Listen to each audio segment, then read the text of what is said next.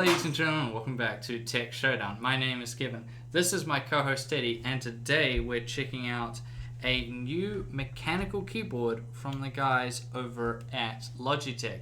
So this is the Logitech G810 Orion Spectrum. So this one will be quite interesting. If you remember back to when I did my video on the Logitech G910 Orion Spark, I quite like that keyboard, and a few other people around, tech reviewers, people from the industry, weren't the biggest fan of it. But I was interested going into this one to see how this one would do and what I would be thinking of it, because Logitech, as you can already tell by first impressions, has sort of taken this one in a bit of a different direction. So let's first start out then with the design. And the best way I could define it is restrained, especially by Logitech standards, because lately they've just been going absolutely crazy, putting RGB and everything, which is fine, but then some of their designs are pretty sort of out there with some of the things they've been doing. So this one was a nice breath of fresh air, very minimalistic, quite basic, so I really like that. Everything you want in an RGB keyboard, because obviously you're wanting it to go with whatever color schemed rig you have. So that's really cool. I do quite like it. There is a lack of a wrist rest, which will upset some people, especially those that quite liked it on the G910. However, it makes up for it by having nice stands at the back. There's sort of like the two-stage stands, so that's quite cool, so you can get the tilt exactly how you like it. I found it very flat in its default, without the stands up, so I put both the stands fully up, and then it felt a bit better, but that's just for my taste. So yeah, I really like it. Design-wise, it's very, basic, but really good. And I think it's gonna work in whatever environment you have this. Like, this is the type of keyboard you could have in an office, and people aren't gonna think you're like super hardcore or anything, running this extravagant keyboard on your office desk. Now let's move over to the key switches. So being Logitech, it's not running Cherry MX key switches. It's running their own switch, the Roma G switch. Now, this one I actually really do like, and it's my favorite non-Cherry MX switch. So if you haven't tried one before, it's most similar to a sort of softer Cherry MX Brown, and it's about 20% shorter. So it is quite a short switch, which is something you need to keep in mind. That kind of catches you a little bit off guard when you first try it, but after you get used to it, it just feels, really nice. So I actually do really like the Roma G switches, and they're very well manufactured as well. You don't get that sort of looseness that I tend to find with the Kale switches. These actually feel like they have very good tolerances in them, and they're a very well made switch.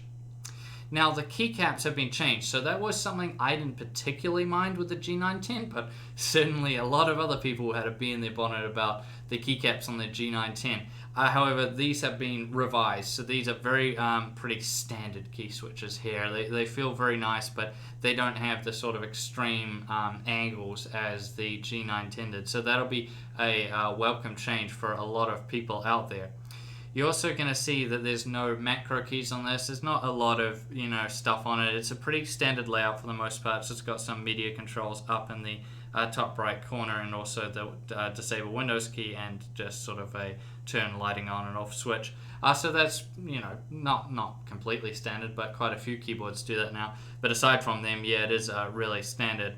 And for typing, I thought it was fantastic. It was great to type on. I do really like these Roma G switches. If someone told me, hey Kevin, you can't run Cherry MX key switches anymore, I wouldn't go to Kale's. I'll tell you that right now. I'd go to a Roma G switch. That's how much I feel about them. They're really that good by comparison. The Kale's would be most similar in terms of feeling to a Cherry MX Blue, which is my favorite switch. However, the tolerances just let it down. They just feel so loose, and these feel very, very tight and nice. So I really do like it. For gaming, it's fantastic. I was playing first-person shooter games. I was playing some MOBAs, and it was absolutely perfect. I have no complaints there. Now let's move on to the lighting. So obviously fully RGB as per Logitech, doing RGB on everything now.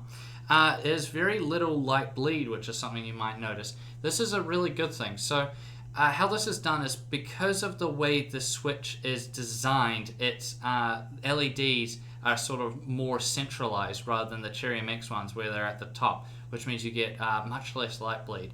So that looks really good. It gives you much more light through the actual keycap itself, and it just looks very vibrant, very sexy. I mean, I really do like the lighting on it. It is really good, and I just have no complaints when it comes to how the lighting actually looks. Now, as far as features go, the Logitech software is one of the better ones out there, that's certainly for sure. It's very simple, it's very straightforward, so I do like it. You can also set this keyboard up for specific games, Counter-Strike or maybe a MOBA game or whatever you might be playing. You can set up specifically for that, and it will just highlight the keys you use the most or whatever.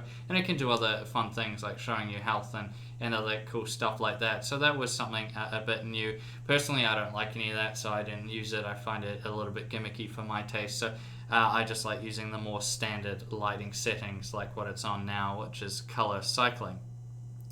Now, as always, you can customize it however you want and set up each key differently, so you can have this huge rainbow effect of all the different colors if you really want to go down that path. However, there's a few lighting modes, not as many as I would have liked. I usually like quite a big list. However, this isn't the end of the world, because usually like half of them are kind of like gimmicky ones that the companies selling them might put on their show model or something like that, and the rest of them are like the ones you would actually might use. However, so the modes are fixed color, which is pretty self-explanatory. Breathing, which is quite a nice effect. I quite like that one. The star effect. Color cycling. Color wave. And key press. So that's all you're getting with this guy.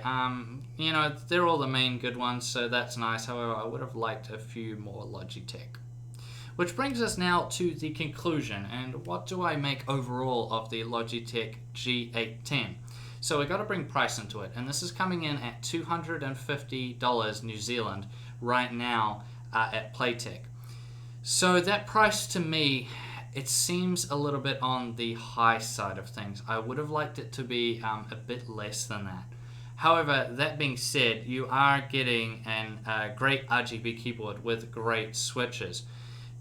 If you don't like RGB, if you just have no interest in RGB, then I wouldn't even consider buying this keyboard. Honestly, it's not worth it for you, because a lot of that price premium you're paying is for the RGB lighting. So look at something that doesn't have it. Something like a Ducky Zero is great, Cherry MX keys, and it still has, somewhat decent lighting on it.